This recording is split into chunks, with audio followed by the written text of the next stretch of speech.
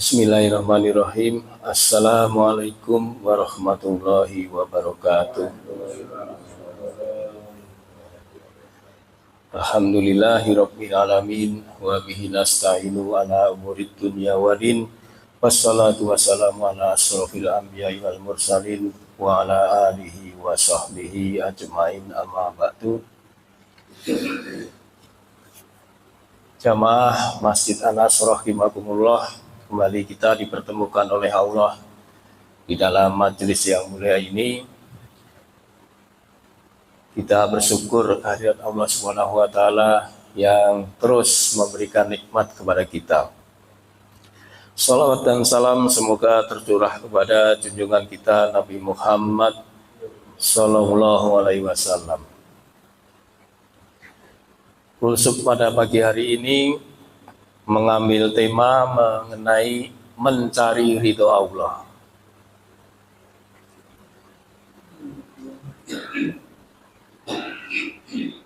Ya, kadang ada orang yang bilang gini ya Pak ya, yang penting ridho Allah. Ya Pak ya,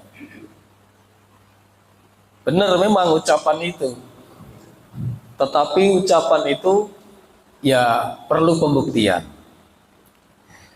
Harus dibuktikan dengan perbuatan, enggak sekedar ucapan. Ada seseorang disebutkan di dalam Al-Quran, itu orang yang mencari ridho Allah itu penuh dengan pengorbanan. Bapak bisa buka di surat Al-Baqarah ayat 207.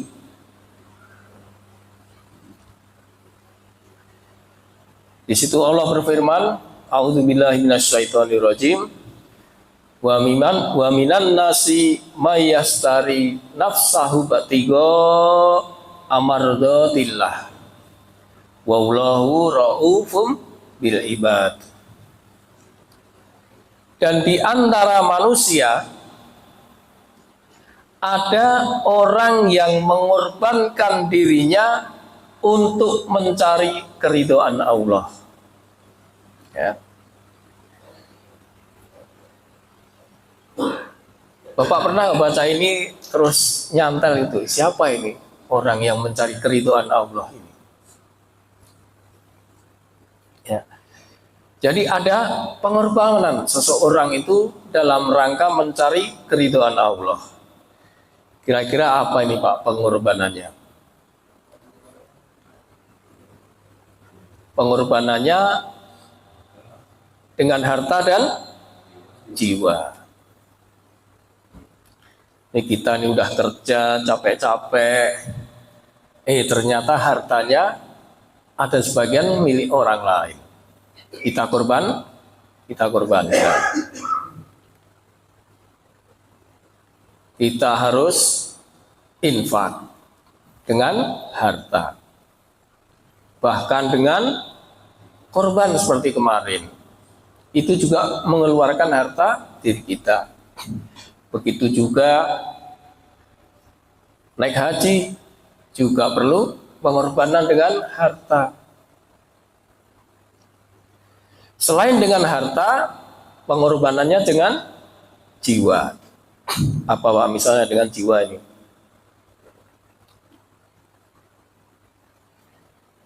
Kita itu punya waktu istirahat, tapi karena ada anjuran yang sangat itu untuk sholat malam, maka kita mengorbankan diri kita untuk bangun. Jadi ini suatu pengorbanan. Harusnya kita istirahat, tapi kita diperintah untuk mengingat Allah. Jadi ada sebagian manusia yang mengorbankan dirinya untuk mencari keridhaan Allah.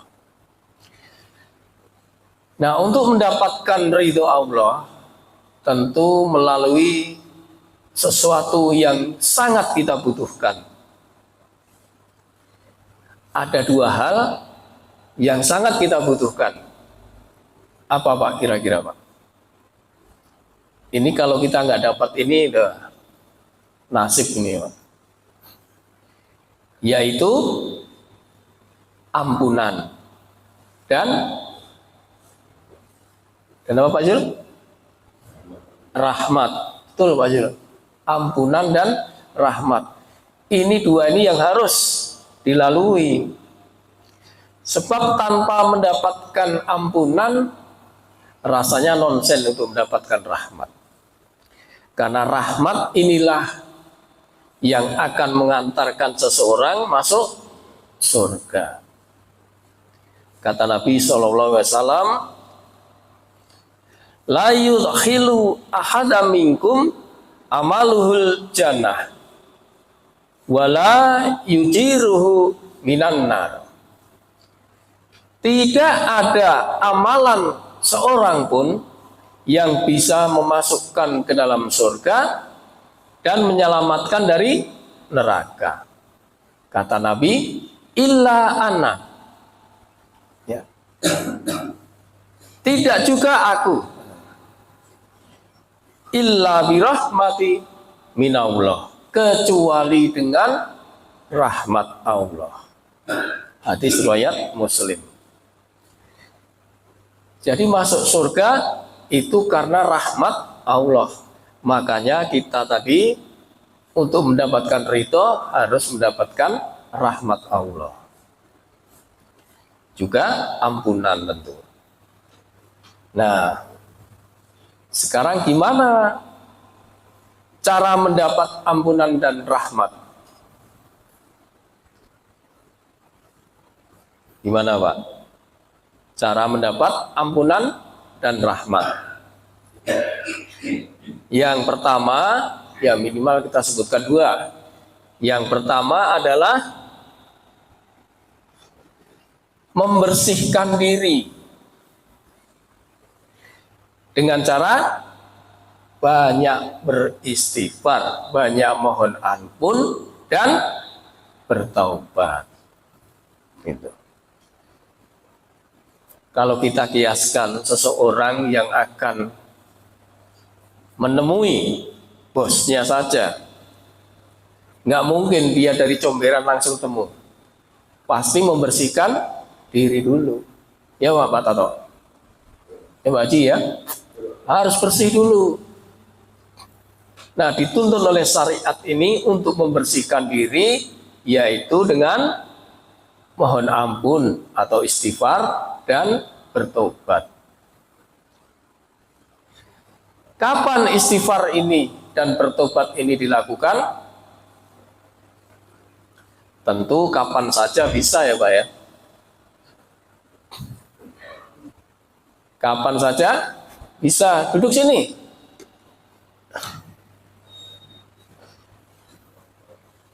Tetapi diinformasikan oleh Quran bahwa di akhir malam itulah saat yang paling utama untuk mohon ampun dan bertobat. Wabil asharihum yastaghfirun. Bapak silahkan buka surat 51, surat Az-Zariyat ayat 18. Nah ini informasi dari Quran ini sangat penting. Tapi kalau bagus bacanya dari ayat 15, tapi singkat aja ini. Karena kita lagi ngomongin ridho, bukan ngomongin istighfarnya. Benar ya Pak Zul ya? Wabil asharihum yastaghfirun. Di akhir malam mereka memohon ampun. Di akhir malam artinya sebelum subuh. Dukungan ayatnya di Ali Imran ayat 17 Pak. As-sabirina was-sadiqina wal qanitina wal munfikina wal mustaghfirina bil ashar. Enak kan Pak? Jadi mereka mohon ampun di waktu sahur. waktu sahur sebelum subuh. Ini Pak, ada waktu yang sangat mustajab diinformasikan oleh Quran sebisa mungkin ya ada waktu lah kira-kira 5 atau 10 menit kita mohon ampun kepada Allah. Sebenarnya ini kemarin 2 minggu yang lalu sudah saya sampaikan, sudah saya sindir ya.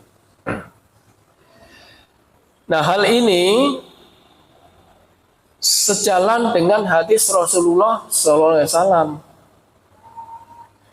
di mana beliau bersabda, yanzilu rabbuna tabaraka wa ta'ala kulla lailatin ilas sama'id dunya khina yabqa sulusul laili akhir.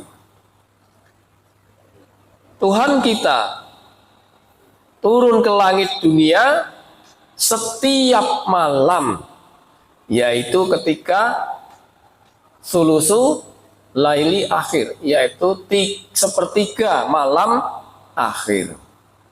Pas nggak Pak dengan Quran tadi? Ya, wabil asharihum yastaghfirun, di akhir malam.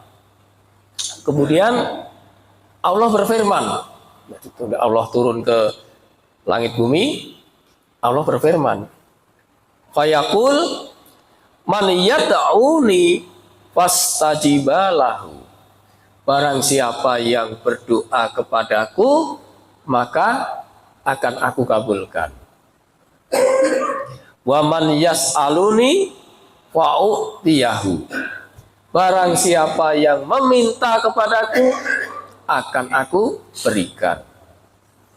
Nah, ini poinnya, wa man yastaghfiruni fa'ughfir lahu, barang siapa mohon ampun kepadaku maka akan aku ampuni. Ya. Ini hadis sudah masyhur ya Pak, Bapak udah dengar semua ini. Jadi itulah cara kita untuk mendapatkan ridho Allah, diantaranya dengan membersihkan diri dengan memohon ampun dan bertobat. Nah, berapa kali Pak kita beristighfar ini? Beristighfar dan bertobat ini berapa kali? Tentu semampu kita Pak. Tetapi kalau mau ngikut Rasulullah menginformasikan beliau ini beristighfar dan bertobat dalam sehari 100 kali. Beliau bersabda, ya ayuhan nas wastaghfiruhu wa atubu ilallah, fa inni fastaghfiruhu wa atubu ilallahi fi yaumin ilaihi mi'atan marrah. Wahai manusia, mohon ampun dan bertobatlah kepada Allah. Sesungguhnya aku, kata Rasulullah, mohon ampun dan bertobat kepada Allah 100 kali setiap hari. Ini kalau kita praktekkan 100 kali dengan lafaz yang paling pendek, astaghfirullah wa atubu ilahi. Apal kan Pak Haji? Kita tahu astaghfirullah wa atubu ilahi. Itu yang paling pendek. Ada lagi astaghfirullahaladzim alladzi la ilaha illa huwal hayyul qayyum wa atubu ilahi. Silakan mau ambil yang mana? Ini yang pendek, itu kalau kita menitin paling 3-4 menit Pak. Astaghfirullah wa atubu ilahi. Astaghfirullah wa atubu ilahi. Makanya tadi saya katakan luangkan waktu antara 5-10 menit untuk mohon ampun sebelum subuh.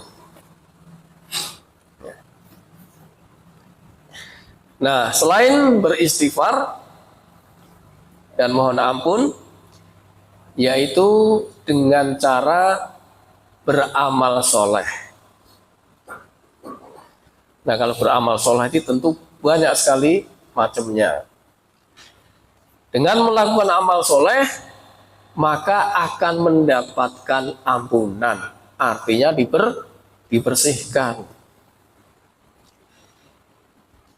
Allah berfirman di dalam surat Toha ayat 82. A'udzubillahi minasyaitonirrajim. Wa inni la ghaffarul laman taba wa amana wa amila sholihan summah tada. Apa ini? Summah tada ini. Dan sungguh aku maha pengampun bagi orang yang bertobat, beriman, dan beramal soleh.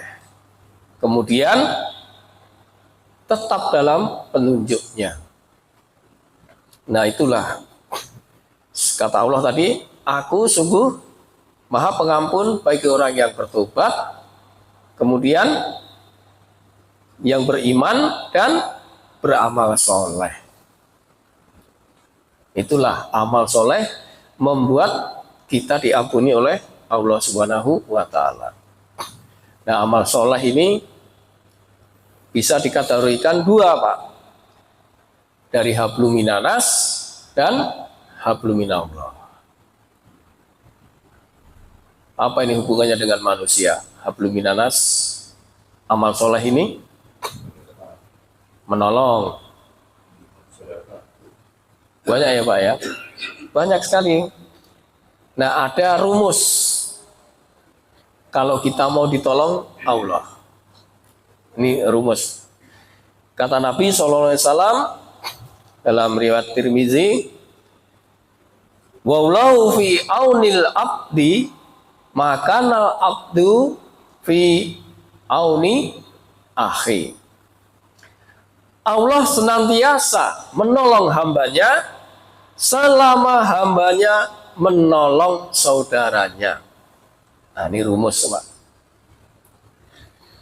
Jadi menolong itu dalam perbuatan amal soleh, apa saja. Mau ngutangin, boleh. Ya Pak Haji ya. Mau apa lagi? Beliin gorengan, boleh. Membeli makanan, boleh. Ya, itulah amal soleh berhubungan dengan manusia. Juga ada amal soleh yang konteksnya hablum minallah. Nah, ini sangat banyak lagi. Tentu berkaitan dengan ibadah. Ya, banyak ya Pak contohnya. Nanti dicari sendiri lah. Nah, dengan mendapatkan ampunan dan rahmat Allah, maka ridho Allah ini akan turun. Nih yang kita cari, ridho Allah. Ridho artinya apa Pak? Ridho. Hah? Ikhlas kata Pak Jul. Nih ridho ini jangan disamakan Pak. Ridho itu artinya senang. Nanti Bapak buka di KKB atau di Quran itu banyak kan. Ridha Allah. Nah, mengenai ridho Allah ini ada 5 golongan yang Allah ridhoi. Kita termasuk nggak kira-kira ini nanti? Tapi yang jelas nomor 1 dan 2 sudah berlalu. Artinya kita tidak termasuk. Nanti yang di 3, 4, 5 silahkan direnungkan sendiri. Kalau kita termasuk yang diridhoi Allah, udah sukses. Inilah ukuran sukses. Ukuran sukses bukan seperti orang barat Pak. Punya ini, punya itu. Ya.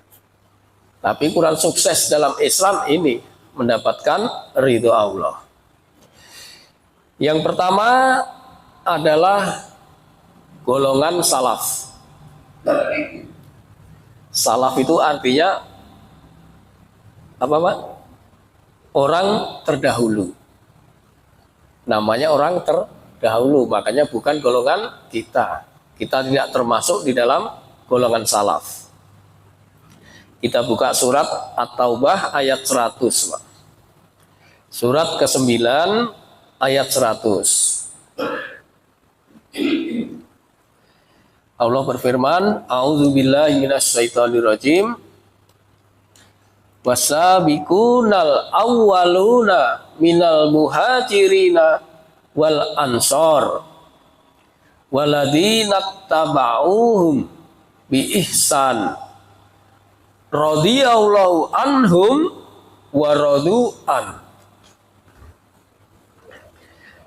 Dan orang-orang yang terdahulu lagi yang pertama-tama masuk Islam di antara orang-orang muhajirin dan ansor, dan orang-orang yang mengikuti mereka dengan baik.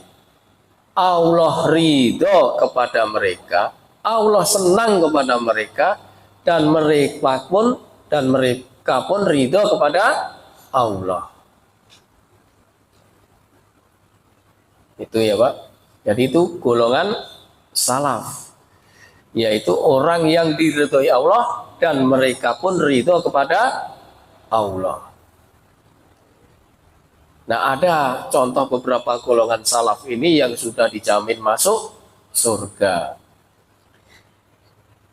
Ada 10 informasinya sahabat Nabi yang dijamin masuk surga. Siapa yang hafal nih?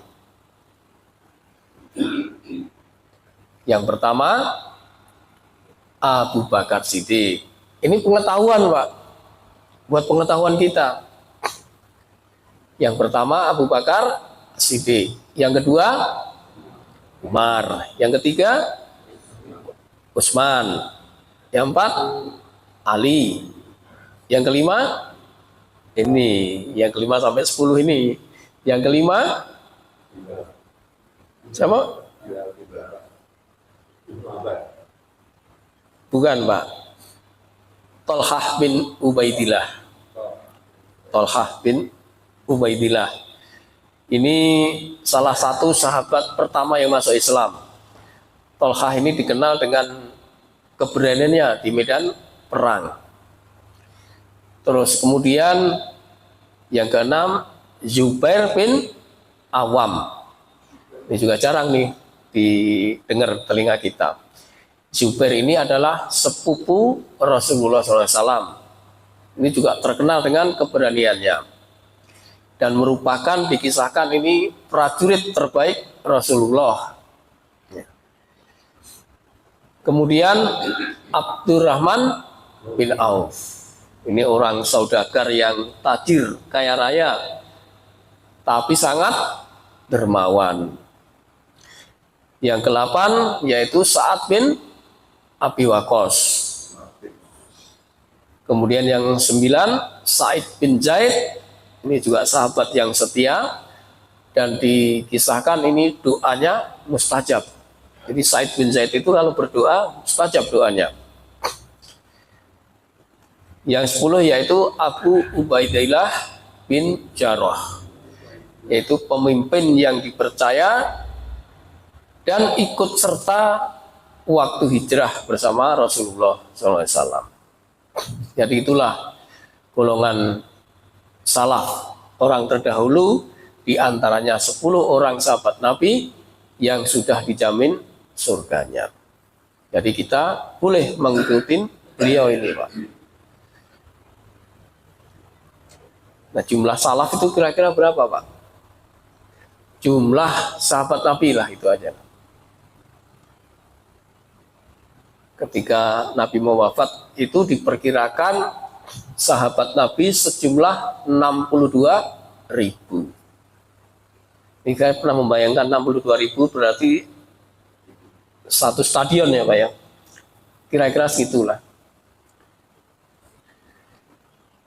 Nah, itulah golongan yang disebut oleh Rasulullah adalah golongan terbaik.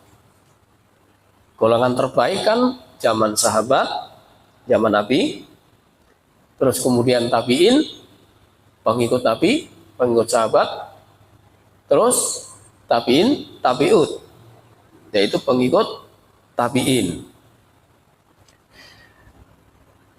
Ini saya bacakan hadisnya Dari Abdullah bin Mas'ud, Nabi SAW bersabda, khairun nas qarni, summalladzi nayalunahum, summalladzi nayalunahum, summa yuji'u aqwamum tasbiku sahadatu ahadihim yaminah wa yaminuhu sahadatahu. Sebaik-baik manusia adalah masaku, ya, kata Rasulullah pada masanya Nabi. Lalu orang-orang yang sesudah mereka, kemudian orang-orang yang sesudah mereka. Jadi ada generasi tiga, Pak. Tiga generasi, Pak, ya. Nah, kemudian selanjutnya datang kaum-kaum yang kesaksian salah seorang mereka mendahului sumpahnya, dan sumpahnya mendahului kesaksiannya. Jadi ini maksudnya, ini sesudah generasi itu sudah banyak terjadi fitnah,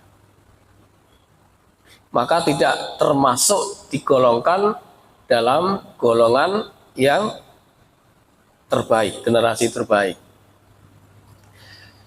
Jadi generasi terbaik adalah zaman Rasulullah, para sahabat beliau, selanjutnya masa setelah sahabat yaitu tabi'in, pengikut para sahabat, setelah itu tabi'ut tabi'in, yaitu pengikut tabi'in.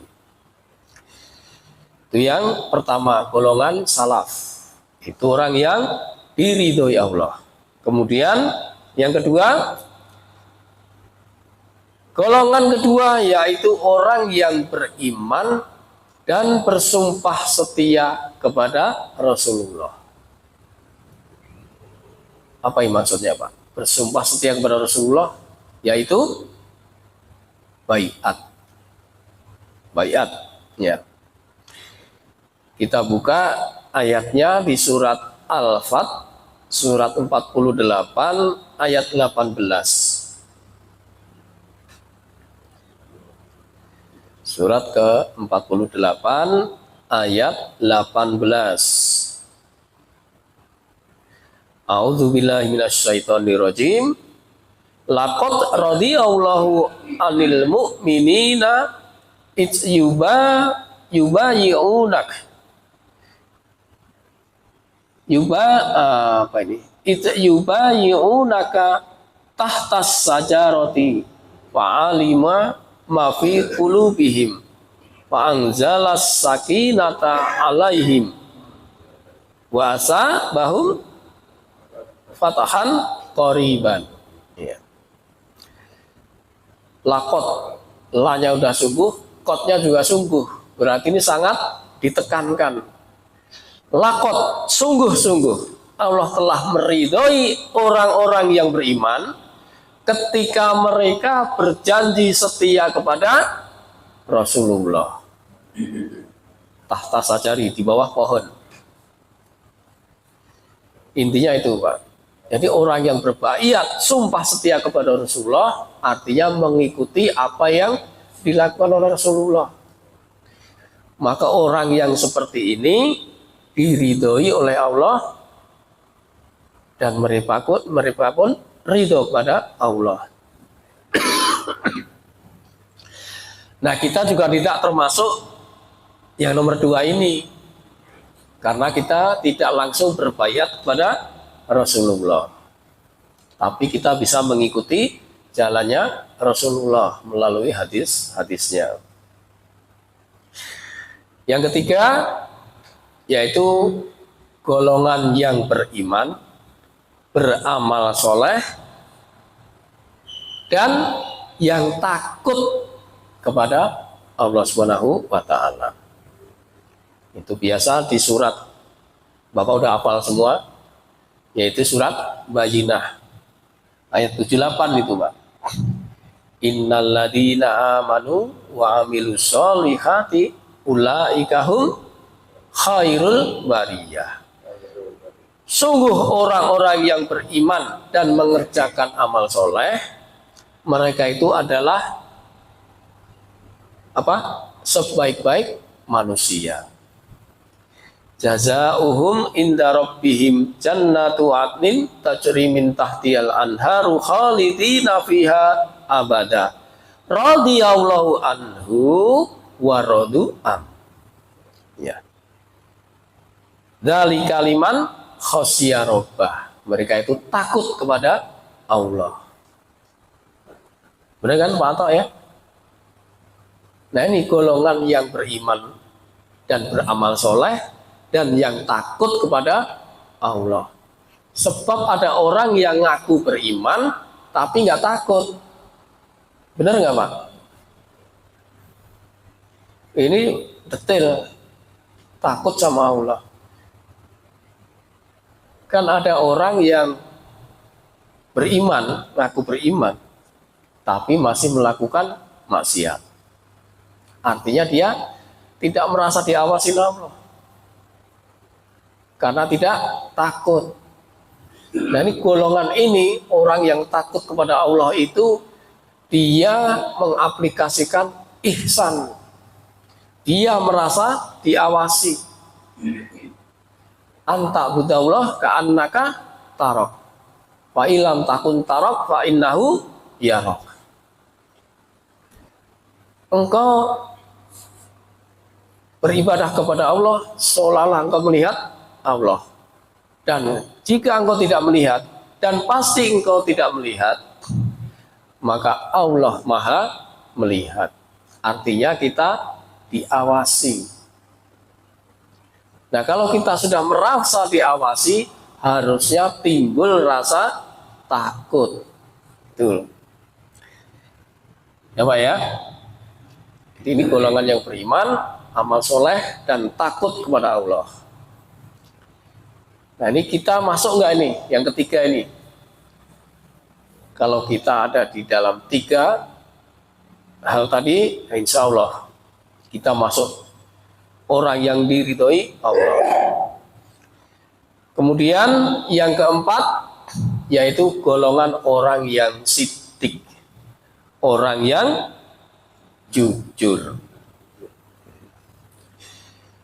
Suratnya ada di surat Al-Maidah ayat 119. Surat kelima ayat 119. A'udzubillahi minasyaitonirrajim. Qala Allahu hada yaumu yauma yanfa'us shadiqina sidquhum lahum jannatun tajri min tahtihal anharu khalidina fiha abada. Radhiyallahu anhum wa radu an. Dzalikal fauzul azim. Allah berfirman, inilah saat orang yang benar memperoleh manfaat dari kebenarannya. Orang yang benar, yaitu orang yang jujur, orang yang siddiq. Mereka memulai surga dan seterusnya itu Pak. Allah ridho kepada mereka dan mereka pun ridho kepadanya. Ya, kan? Sama-sama ridho. Itu orang yang siddiq. Nah karena kejujuran ini akan membawa dampak kebaikan. Membawa dampak kebaikan. Sebagaimana Rasulullah SAW bersabda, alaikum bisidqi fa inna sidqa yahdi ilal birri wa innal birra yahdi ilal jannah. Wa ma yazallur rajulu yatduqu wa yatakharras sadqa hatta yuktaba indallah siddiqa. Hendaklah kamu semua bersikap jujur, karena kejujuran membawa kepada kebaikan. kebaikan membawa ke dalam surga. Seseorang yang jujur, yang sidik, itu akan ditulis di sisi Allah dengan stempel jujur. Ya. Jadi stempelnya orang jujur, jujur. Namun sebaliknya, kalau orang suka bohong, stempelnya nanti juga bohong. Tinggal dibuka aja nanti. Dilihatin, kamu dulu di dunia jujur apa bohong? Udah. Ya akan ketahuan nanti. Itu golongan yang jujur. Kemudian golongan yang kelima, tadi golongan yang jujur, insya Allah kita juga bisa ya Pak ya, berusaha ya. Masih ada peluang kita termasuk orang yang diridhoi Allah. Golongan yang kelima yaitu golongan Hizbullah. Apa itu Hizbullah? Ya, ya, tentaranya Allah, yaitu orang yang mengikuti agama Allah. Itu ada di surat Hizbullah Al-Maidah Pak, surat kelima ayat 56.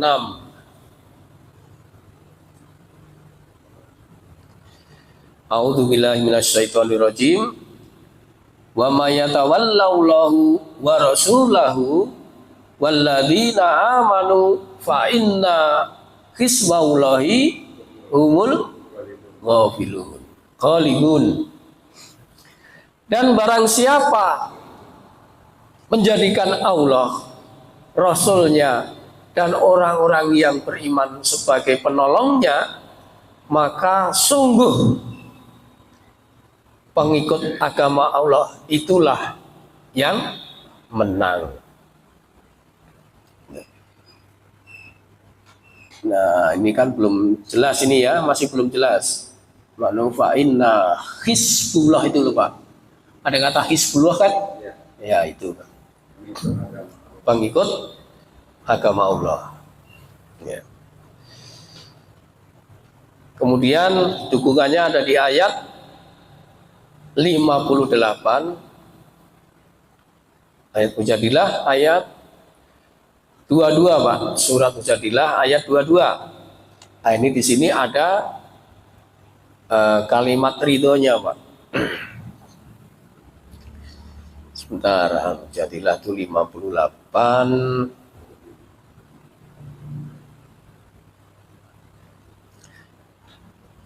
Panjang ya Pak ini ya.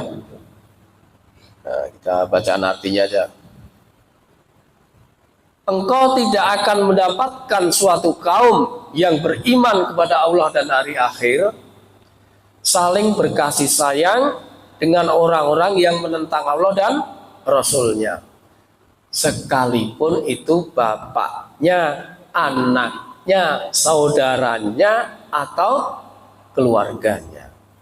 Mereka itulah orang-orang yang dalam hatinya telah ditanamkan Allah keimanan, dan Allah telah menguatkan mereka dengan pertolongan yang datang dari Dia. Lalu dimasukkannya mereka ke dalam surga yang melibatnya sungai-sungai, mereka kekal di dalamnya. Nah ini poinnya, Allah ridho terhadap mereka dan mereka pun ridho, merasa puas terhadap rahmatnya. Itu kan Pak terjemahnya ya. Allah ridho terhadap mereka dan mereka pun puas terhadap limpahan rahmatnya. Merekalah golongan Allah. Nih, golongan Allah, Hizbullah. Ingatlah sesungguhnya golongan Allah itulah orang yang beruntung. Nah kan Hizbullah kan. Nah betul mantap. Jadi golongan Hizbullah. Tapi masih belum siapa golongan Hizbullah ini.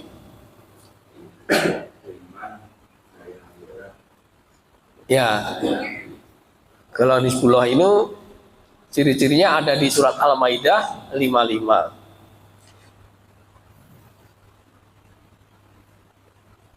Ya, udah ketemu? Innama waliyukumullahu wa rasulahu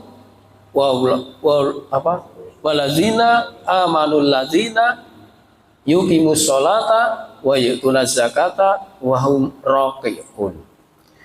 Sesungguhnya penolongmu hanyalah Allah, Rasulnya dan orang-orang beriman, melaksanakan sholat, menunaikan zakat, dan tunduk kepada Allah.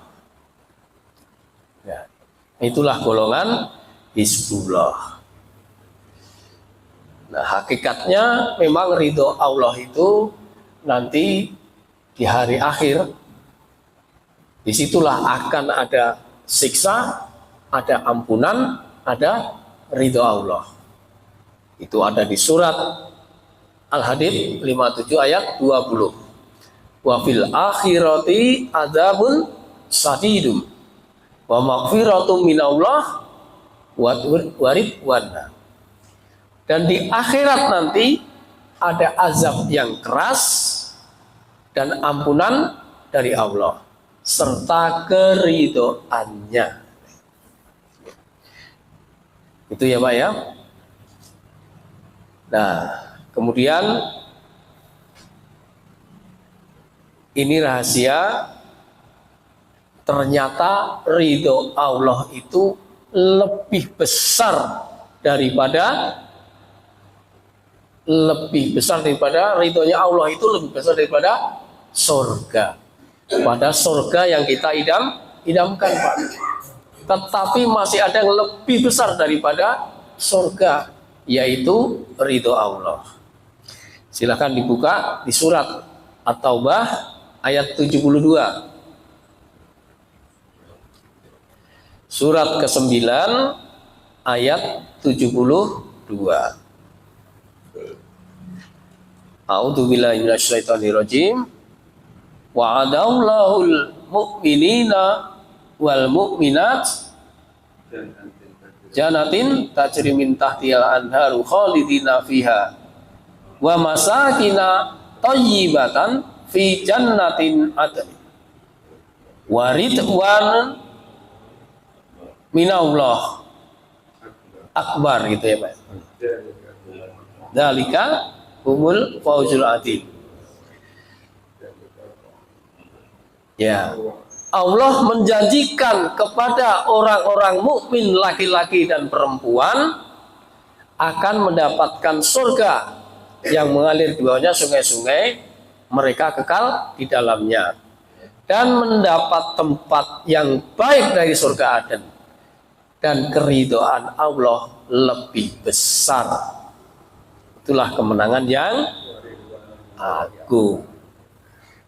Maka ridwan Allah lebih besar daripada surga, lebih besar dari semua kenikmatan yang ada di dalamnya.